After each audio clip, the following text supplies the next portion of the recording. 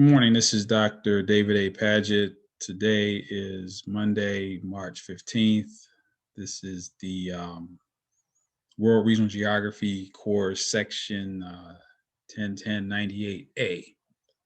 I'm going to share my screen and get into the activities for today. So first, I'm going to start off with okay,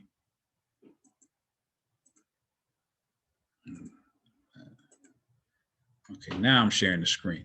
First, I'm going to start off with a couple of housekeeping notes, and then we will move into today's activities and then the lecture. So the first housekeeping notes, then I'm going to talk a little bit about the article reviews. Then I'm going to continue with the human geography of North America lecture. And then that'll pretty much be it for today. So first, housekeeping note number one, and I will go to the TSU webpage. Thank you all for being here today. I have some folks who, it's unfortunate, but it is what it is. It's COVID. So your spring break is only Thursday and Friday. So thank you all for being here today. Some people were telling me that they're on spring break today. That's not true. Spring break is only 2 days this year, but it is what it is. But that will give us a little bit of a reprieve going into this week, as you'll see. So going back to the home page,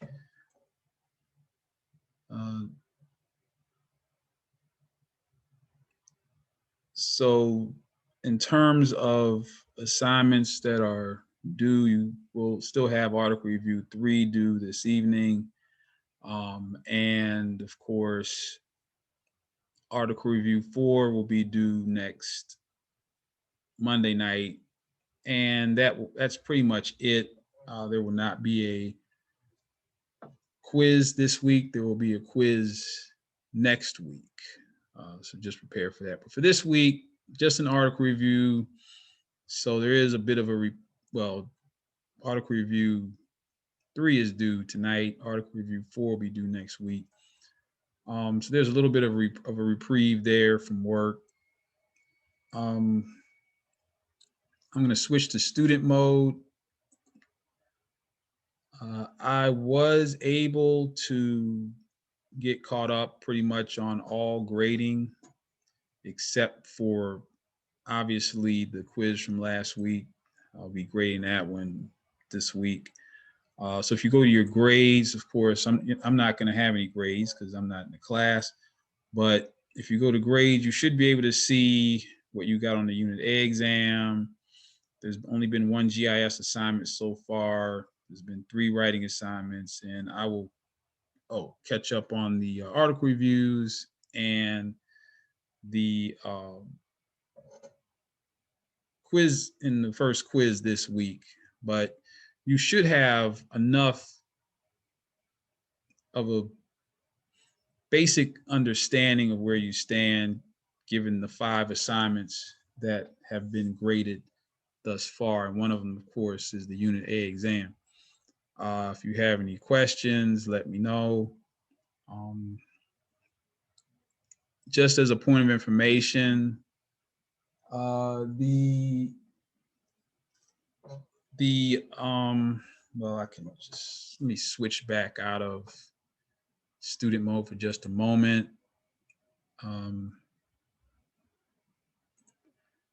little bit more housekeeping before we move on.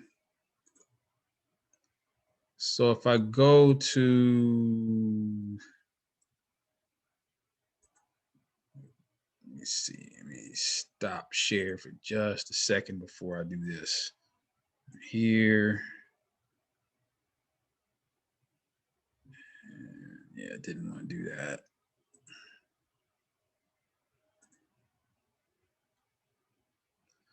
Okay, I'm going to bring the share back up.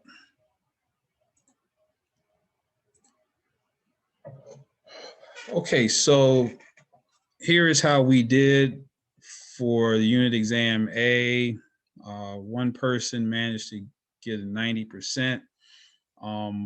The average was 58. The median was 56. So most people scored about a 50, maybe 60 or so, maybe 70. A couple people got 70. So in general, you did reasonably well on the exam, something to build upon for the future. And so if you, whatever you got on the exam, will help you towards getting the grade that you want in this class. This exam is worth a fifth of your grade. If for whatever reason you missed the exam, there is still, you still have the opportunity to work and make up for those, let's say 60 points that you lost. So on average score was about 58, 60. Really didn't expect anybody to get a 90, but somebody did. And so, but if you were in that 60, 50 range, that's about average. And again, if you didn't do the exam at all, you still have time through, by working hard in other sections of the course, to make up for that loss. So even if you, for whatever reason, were unable to complete the Unit A exam, your mission or your job now is to not miss anything else. And you'll still have a satisfactory outcome in the course, but you do have to work your way out of the hole. That's basically what I'm saying. And there's no need to feel as if you, for whatever reason, got a 0 on unit exam A, or if you got a 55 on unit exam A, that you need to withdraw from the course. That's not the situation. As I told you all in here, as long as you don't quit, you should be okay in here. Keep doing the work.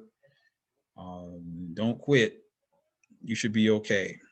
But the day you say, you know what, I can't do this anymore, then that's it. So if you go back and look at the syllabus and look at the grade structure, it'll be very apparent to you that there are opportunities for you to work yourself out of whatever difficult spot you put yourself in during the semester. If you have any questions about that, please let me know.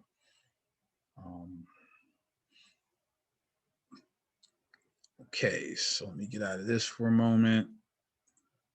And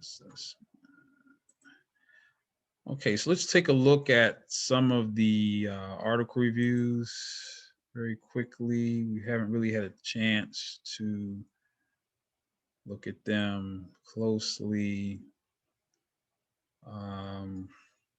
Not that I can remember. Okay, I'm going to take a look at one. I know I'm not sharing the screen and don't want this up yet. Let's see, blah, blah, blah. Okay, good. Okay, so we're just going to look at some of these just to give you some pointers on how to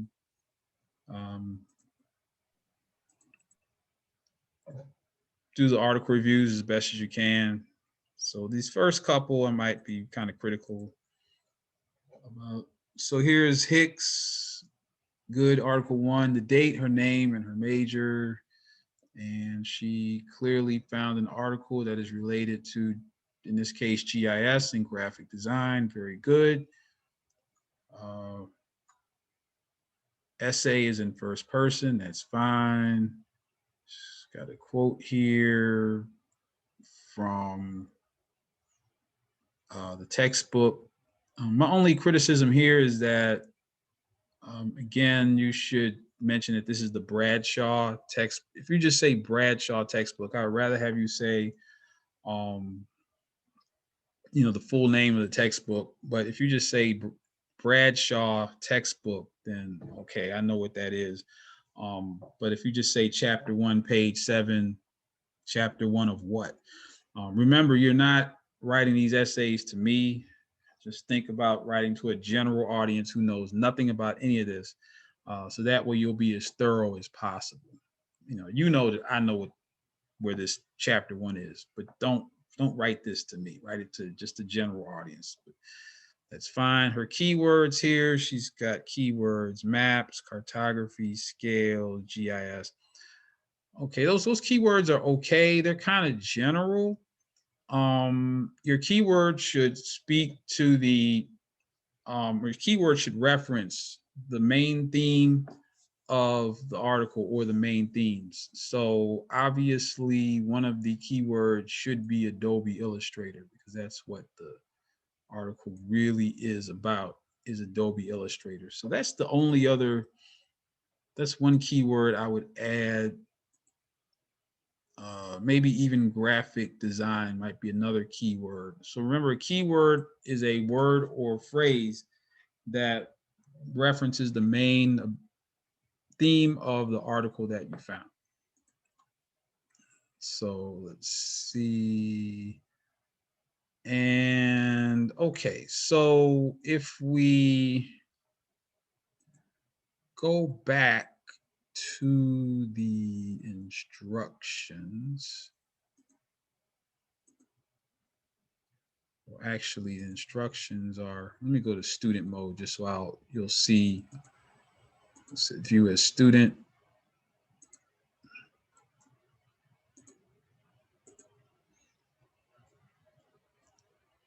So here are the instructions for the article review assignments. And of course, so in this case, whoops. So in this case,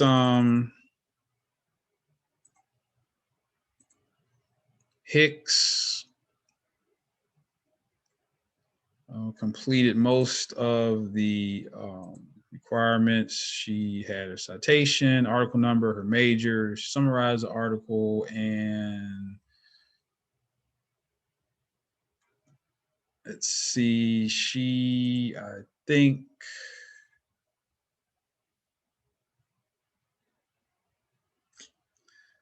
kind of sort of related the article to her career goals, but not deliberately. So you should be really deliberate about this. I mean, you should literally say, this article is related to my major or my career plan because, and then just go from there. You should just literally just say that. Okay. That way I don't have to look around and guess and see where is that in here. Don't be cute with it. Just this isn't a creative writing class. Just straight up say, this article is related to my major because X, Y, and Z. So that might be in there somewhere. I'm looking, but I don't know. Let's see. So also what's missing is you should go to Tiger Track. But let's I'm gonna stop picking on in case let's go to somebody else. Not picking, just call constructive criticism. So I'm going to go to another one in here. I have to go get out of student mode. Go back to developer mode.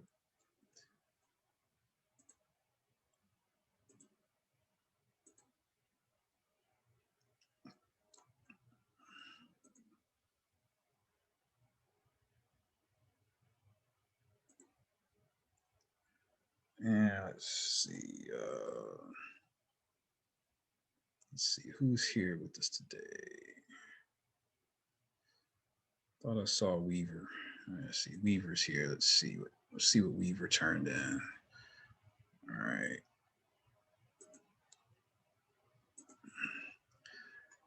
Okay, let's see. Weaver, poli-sci major.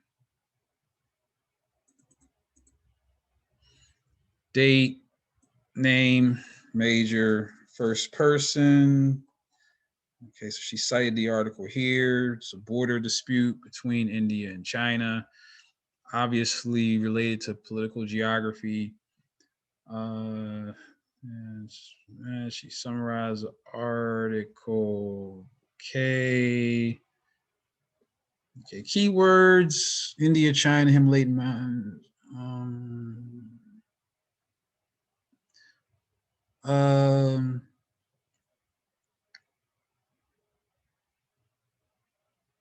okay, well, in this case, her textbook reference is really good. She says, yeah, Bradshaw textbook, natural environments, makes reference to the Himalayan mountains. That's fine. So that references the region that's being discussed. Keywords, a keyword I would add here would be border dispute. That would, definitely be another keyword here. I mean, that's really the core subject matter of the article. Is it's really about a border dispute. So border dispute would be another keyword I would add that would really make this a complete article review. Okay. Never have words like couldn't or can't in your vocabulary. Just never say that you can't do anything. I couldn't do this. I can't do that. Nobody wants to hear what you can't do. What we want to hear is, even though at first I thought I couldn't find anything, I looked further. So again, in the instructions, never admit that you can't do something. That's just not good professionally. You can always do it. People want to see results. They don't want to hear what you can't do. So never use that word can't, couldn't, no. Only thing you want to say is, here's what I did, or just don't say anything. But if you got stuck, like I said, if you were unable to find something, career in Tiger Track, you can go to Indeed or some other source. Somewhere out there, I'm sure there is an internship dealing with international relations. Let's try something. Let's go to, even if you have to Google, let's see, research experience for undergraduates. I think I told you all about this. International, well, let's just see, we can just, political science. Let's see what happens. Let's see, political science, undergraduate research.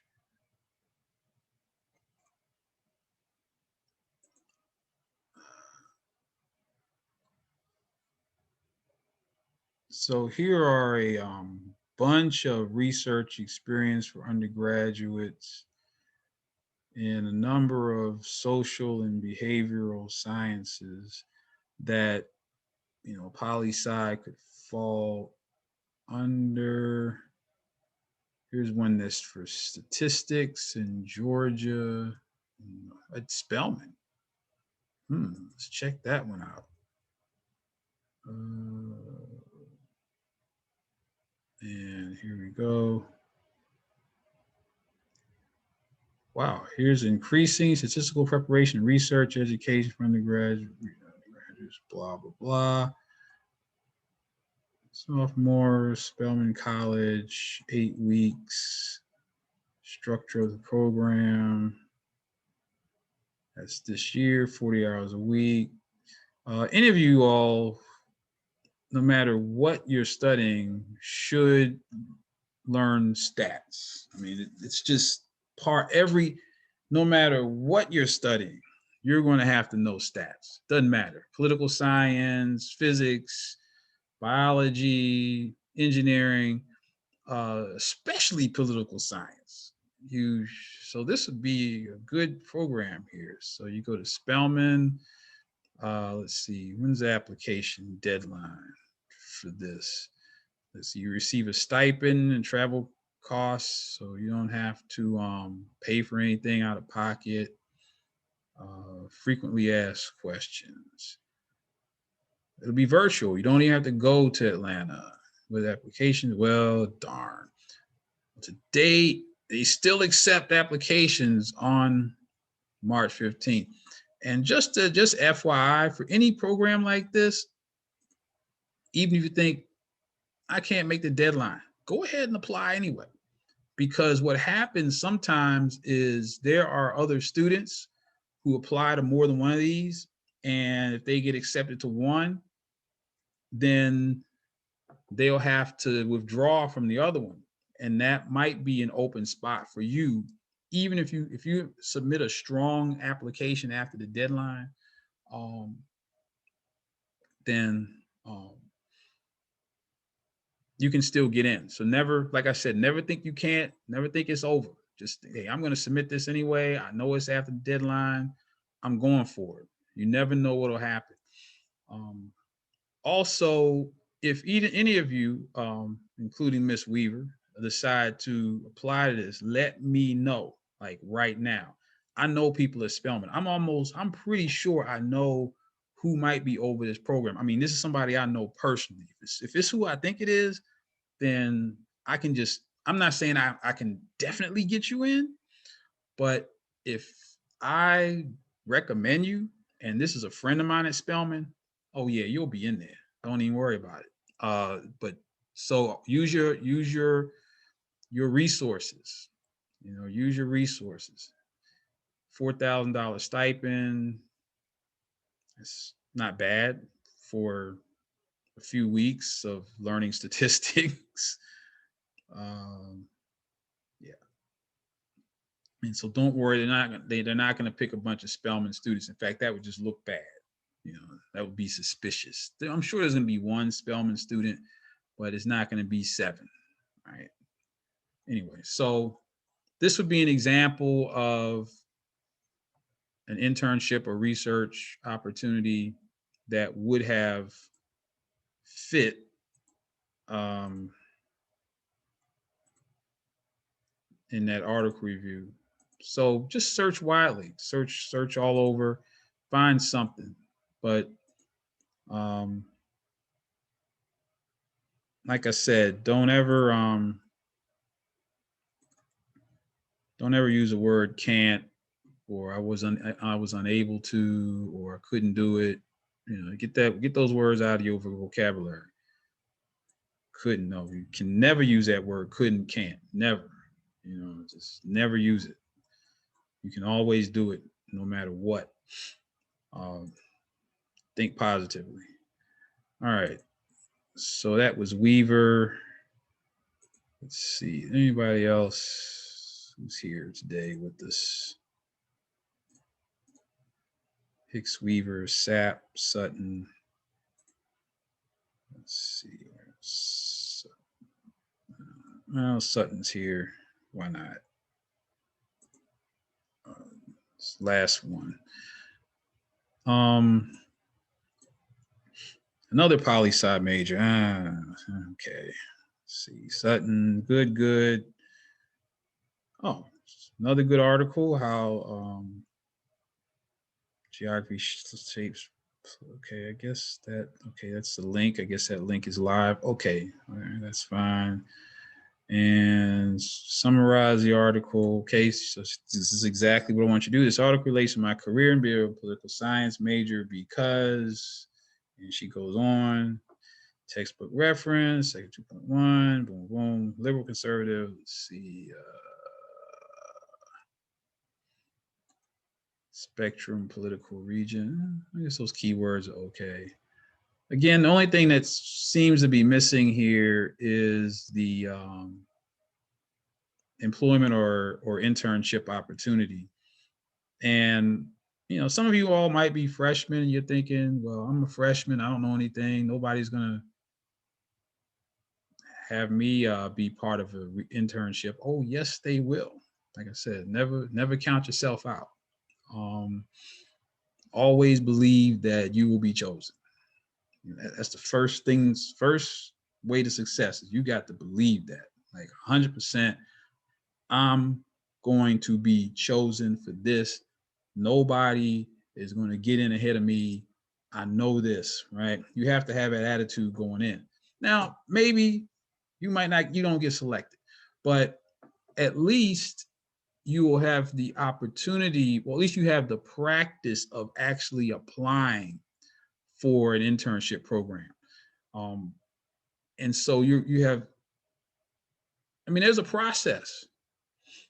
There's even the part of the process is asking for a letter of recommendation. How do you do that? How do you approach a professor who should write the letter? I mean, so that's all part of the process. But once you practice it, then when you get to the point where you really have an internship or research opportunity that you just know has your name on it, then you already have your references lined up. You already have your letter of interest drafted. You already have your transcript ready to go. Boom, boom, boom, apply. Instead of letting it be the first time you apply when it's really on the line and you're trying to find who needs to write your letter of reference, and you're sweating, and then you miss the deadline. Or who knows? Maybe you don't do the best job on your letter of interest because you're rushing. You don't have a chance to let somebody else read it. Always let somebody else read your letter of reference, even if it's your mama or your cousin, somebody else, because they'll see mistakes before you do. So anyway, so just a few little pointers about the article reviews. The main thing is do them. Do them. This is a 5th-year grade, so don't let the article reviews slide. This is one way where you can make up for those points you missed on the on unit exam A. So for instance, if we go back to the syllabus, again, just don't want anybody to quit here. Be like, oh, I got a 50 on the unit exam A, I quit. No, that's not what we want to do here, is quit. So here's the syllabus. So again, you should read the syllabus. Who knows if you have? I know it's not the most exciting document in the world, but you have to read it, because it's useful information in here. So here's the syllabus again.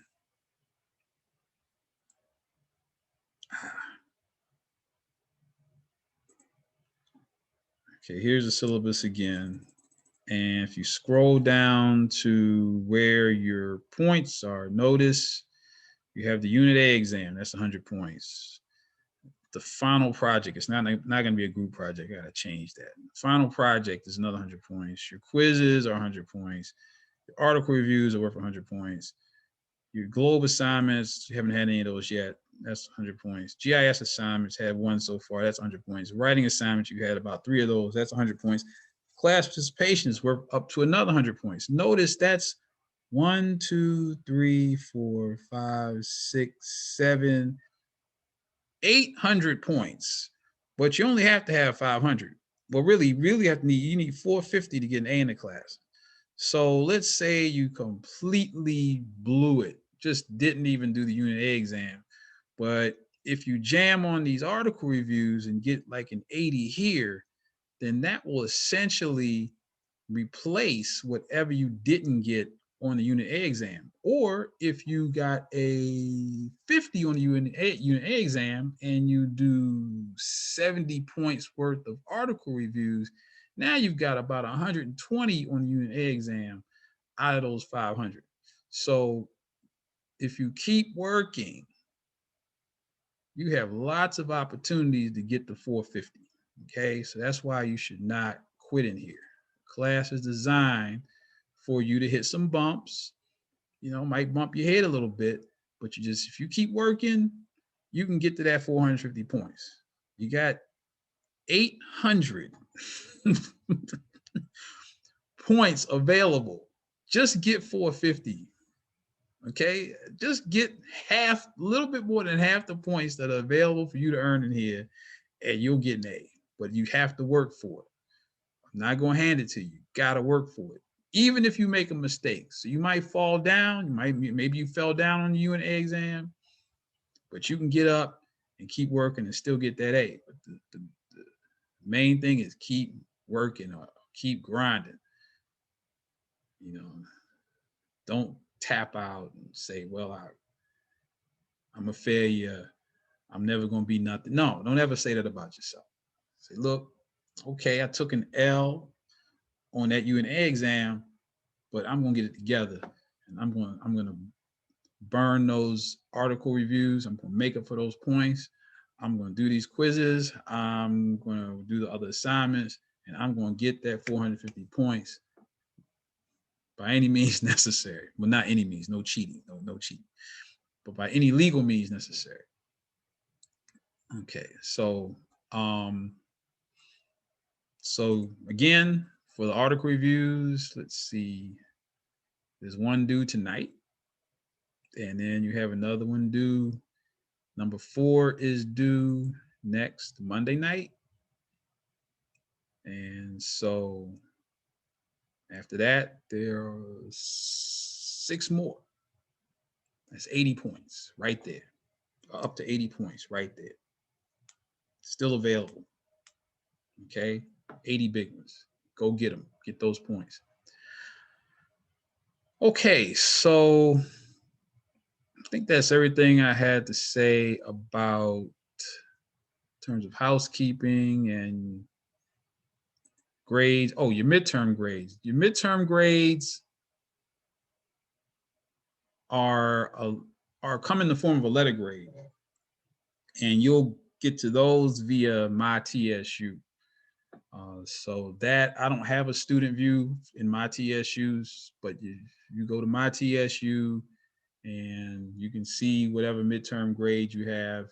If you have a question about that, just ask me, Dr. Padgett, why did I get a whatever for my midterm grade, and I'll tell you exactly why you got that grade.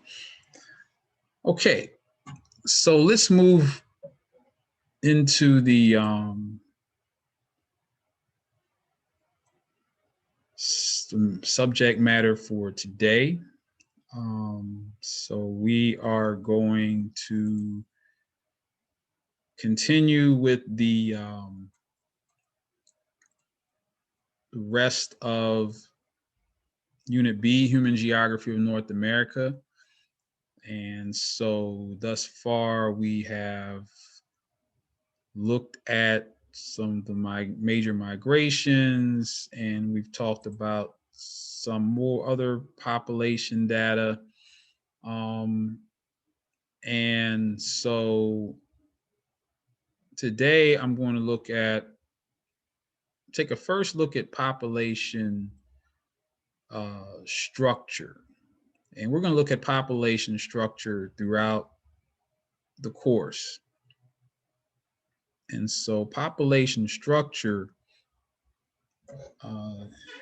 is graphically displayed in what we call a population pyramid, or sometimes they're called age sex diagrams. In the textbook, they're called age sex diagrams. And we're going to be examining these graphs throughout the entire semester. Here's the one for the United States of America. So notice that this is from 2018. I can get a more recent one. I'll do that in a moment. So a population graph shows us population structure. And notice along the bottom of the graph, we have population in millions. On the left side, we have males. On the right side, we have females. And how many, so now this bottom row is how many males and females are there between 0 and 4 years of age in the United States, and how many between 5 and 9, and so on and so forth. So what can we see when we look at population structure? Well, we can see a couple of things. We can see certain trends in terms of what we call fertility. I mentioned fertility rates during the last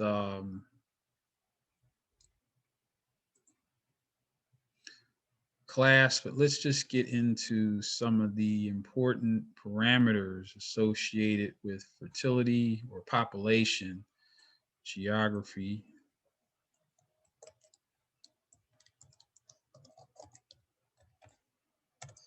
And so the fertility rate is a very important aspect of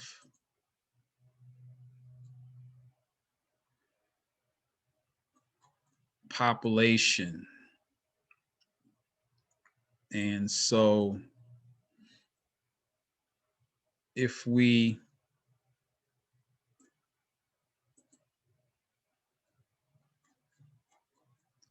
go in chapter 2, and we'll keep going until we get to where I want us to get here. Religions, change, religion and society, blah, blah, blah. Women's right to vote. Okay, population, urban geographies. So this is where I wanted to go. So this is chapter 2. Notice that there's population density, population distribution. We might get to that later, but what we really want to look at is population structure. So you remember, study of population is demography. And so when we start to study population, we look at birth rates and death rates, obviously, and then there's a total fertility rate. So the total fertility rate is a number of births per woman during her childbearing years. Usually childbearing years are the ages of 15 to 45 approximately. So when we go back to the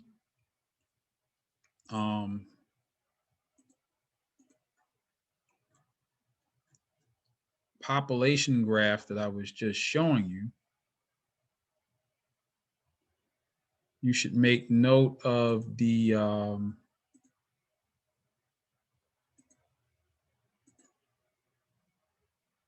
fact that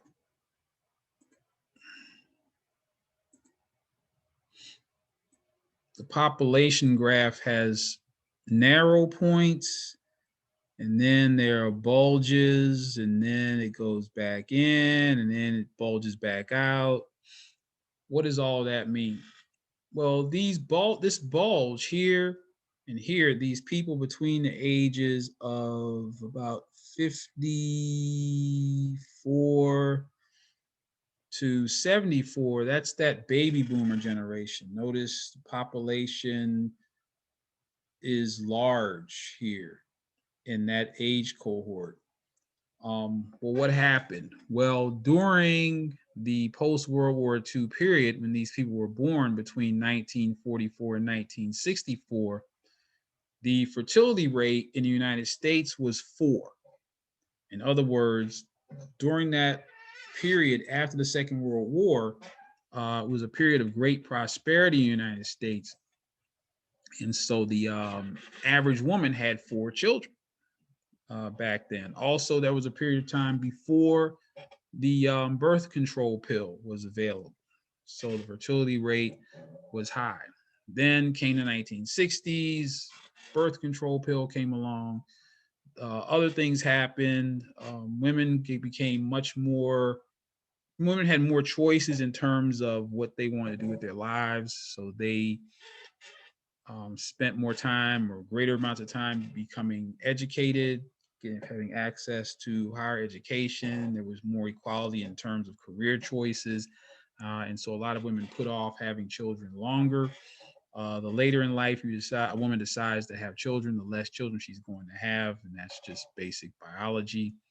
And so the fertility rate dropped. And then we start to see, and the fertility rate dropped. Now we see this group here. This is Generation X. So Generation X represents a period of time when the fertility rate went from 4 down to 2 and maybe even 1.9 in some cases.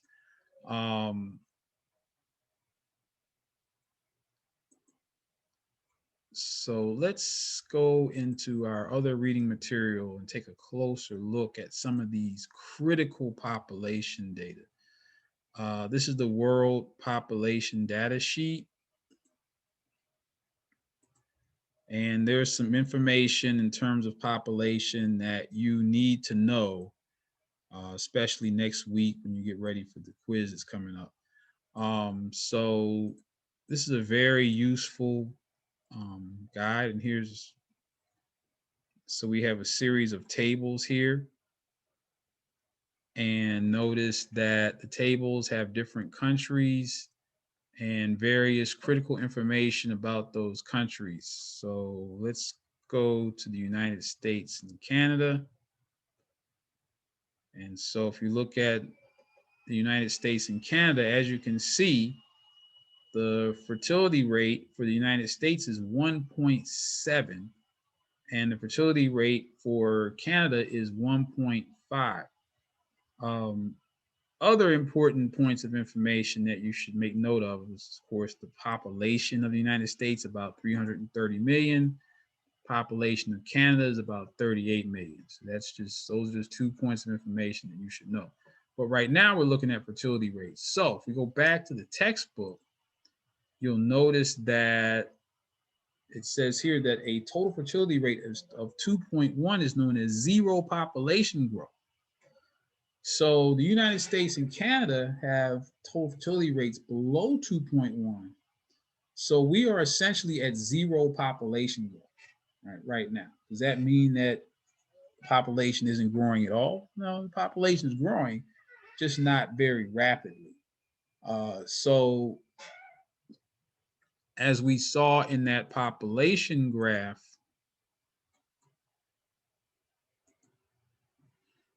we see the effect of the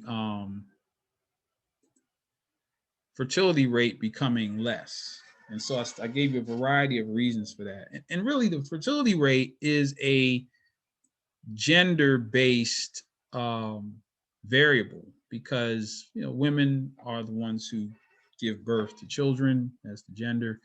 And so anything that affects women, birth control pill, access to education, is going to affect fertility. Now, you notice there's this second bulge here, and that, of course, those are the millennials. So the millennials are essentially the children of the baby boomers. So even though the fertility rates are much lower than they used to be, because there were so many baby boomers, even though they had half the fertility rate, the numbers were so large that they also produced a large number of children that we see represented here in the form of the millennials generation. Then, of course, we start to see this graph pinch out even further. So now we get to generation Z. And those individuals, I think, are about 22 years of age and younger right about now. And so they are a generation that is getting smaller and smaller as fertility rates continue to decline for a variety of reasons. So on one hand, you might think, well, that's a good thing. We shouldn't be having babies that we can't feed, house, clothe. Maybe it's best that we control the population. But there are some concerns. There are concerns in terms of workforce. When the millennials start to retire, start to get older, who's going to replace them in the workforce? Are we going to have enough people to do the work that's necessary to keep the country going? If you happen to be in education, if you're planning on being a teacher, or if you're in higher education, we know right now, we're beginning to see the effects of this right now in higher education. We had a lot of good years when the millennials were coming through because there were lots of millennials. We had lots of students to choose from to come to college. Now there's less and less, just less people in that college going age group. Now colleges have to become very creative. Now we're competing for a smaller pool of students. Those things have to be taken into consideration. In terms of healthcare and a lot of things, we have to look at population structure in terms of planning for the future. And so that's why we look at population structure. If you look closely at this graph, if you really look closely at the older age cohorts, you'll notice something else. You notice that there are, when we start to get over 80 years of age, or even before that, we start to clearly see that there are more women on this side of the graph than men. And so if we go back to the population data sheet, and we keep going and we go to life expectancy, we can clearly see those numbers borne out where in the United States, women have about a 5-year longer life expectancy than men. And that's for a variety of reasons. There are more male babies born than females. However, male babies are more likely to die in infancy. So that's that infant mortality figure that's here. Infant mortality is when a baby dies before it's 1 year of age. And so if you notice for Canada, that's 4.7 per thousand. In the United States, it's 5.7 per thousand births or babies born die before 1 year of age. Clearly higher in other parts of the world. But so more male babies die in infancy than female babies. So that's one way. Young men tend to engage in dangerous activities, fighting, shooting each other. In fact, one sad statistic is that the leading cause of death for Black men between the ages of 15 and 34 is homicide. That's not the case for any other demographic cohort. It's so bad, it's actually a health issue. It's not even a crime issue. People looking at this as a health issue. And of course, as we know, over 90% of the time, when an African American male becomes a victim of homicide, it's probably another African American male that is doing the killing, right? So this is almost we call COVID-19 an epidemic. This is another type of epidemic that we have in terms of cause of death being at the hands of someone who looks not exactly like you, but is like you, another Black male gunning you down or shooting you, whatever, but males of all cohorts tend to engage in dangerous activities that often cause premature death as young men. Then, of course, we get older. We don't take care of ourselves like women do. We don't go to the doctor. We get diagnosed with preventable diseases that kill us off before 50 and 40. In fact, married men live longer than single men. Because if you happen to be married, your wife or your spouse or whomever, your life partner, will make sure that you go to the doctor because she's not going to allow you to leave her by herself in her old age. Chest pain, okay, Harry, let's go. Well, I don't want to go. I feel okay. No, you're going to the doctor. If Harry was single, Harry would just think, I just got a little indigestion. Next thing, you're at Harry's funeral, right? So for a variety of reasons, we can clearly see that gap in life expectancy between men and women. And so that fosters a lot of educational campaigns. I mean, you see the commercial. If you're a man, if you're 50 years old, go get checked for your prostate cancer. Go get checked for this. Go do this. Go do that. Because we know as men, we're not going to do it. And in some ways, it's how we're socialized. We're socialized not to show weakness, not to feel pain. And so that's great when you're young and if you're fighting a war or something. But you get older and you start ignoring pain, you start ignoring warning signs. The next thing you know, you're in a casket. But like I said, there's a whole industry behind getting men to go to the doctor. And there's what take a friend to the doctor day. That's mostly women take your man to the doctor day. That's really what that is. They don't want to call it that, but that's really what that is. So when we go back into the textbook and we look at other important variables in terms of population and how we measure population, there's a population doubling time. And so we'll talk about this in more detail. But basically, the way that we calculate doubling time is we take the rate of population increase. And so here we have the rate of natural increase, which is in percentages. And we divide that into 70, and that's how we get the doubling time. So let's just say I'll make this easy. You find, so notice, well, here for Latin America and the Caribbean, the entire region, the rate of natural increase is 1%. So if we take 70 and divide that by 1, we get 70 years doubling time. It's a mathematical trick. And that's what it's saying here. So if you notice, population increase of 1% will lead to a doubling time of 70 years, an increase of 2%. So 70 divided by 2 is 35 years. Divide 70 by 3, you get 23 years approximately.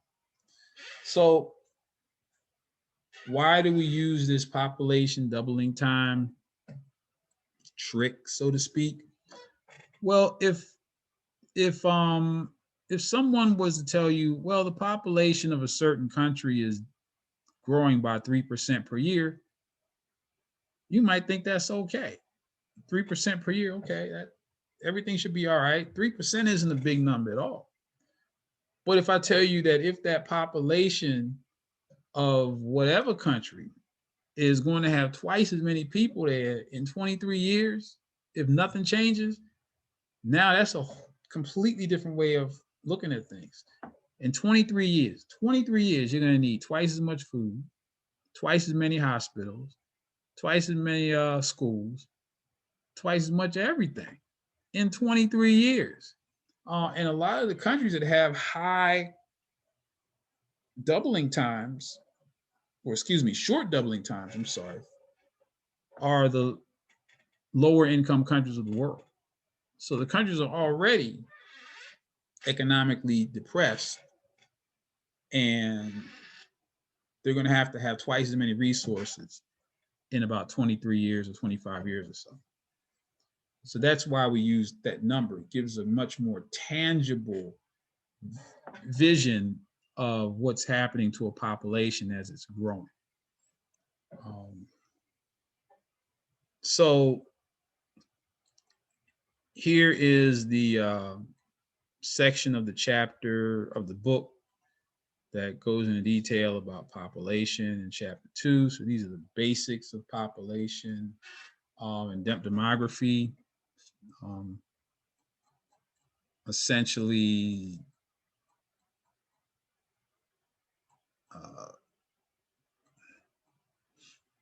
chapter 2, section 2.4. Chapter 2, section 2.4 introduces us to population urban geography, and I spoke specifically about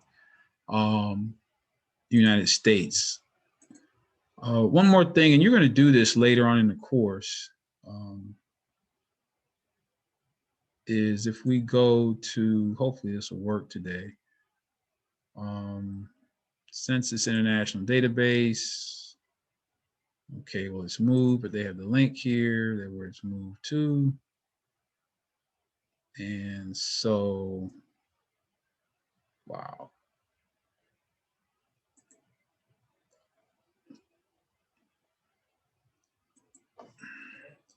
So I'm going to do Canada.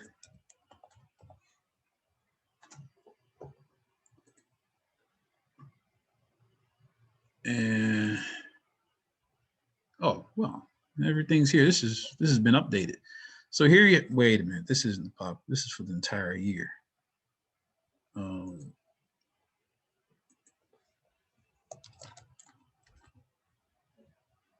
Okay, Canada. Okay.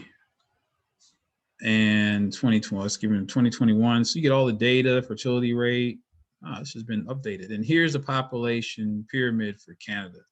And you even get the exact number of people per age cohort in Canada. And then you can even push this forward to see how the population graph is going to change over the next 100 years or so. Total fertility rate, life expectancy. Wow, this page has been updated. First time I've looked at it since it's been updated. This is really, really good. So let's go back to 2021. Here we are now. Oops. And you can see the population pyramid. Well, it's 2020 is close enough for 2020. Same pattern, baby boomers, Generation X. Then we have the Millennials, and then Generation Z, getting smaller and smaller and smaller. Look how much smaller Generation Z is than the Millennials in terms of numbers.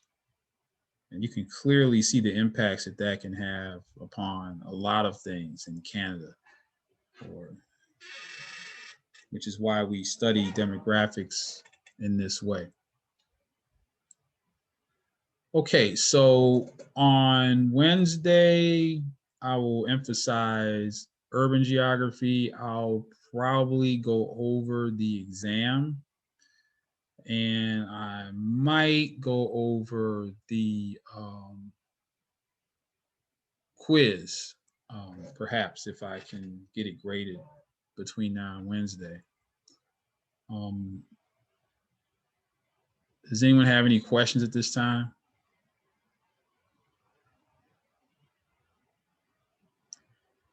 Okay, no questions. So I will, you know what to do if you do have questions.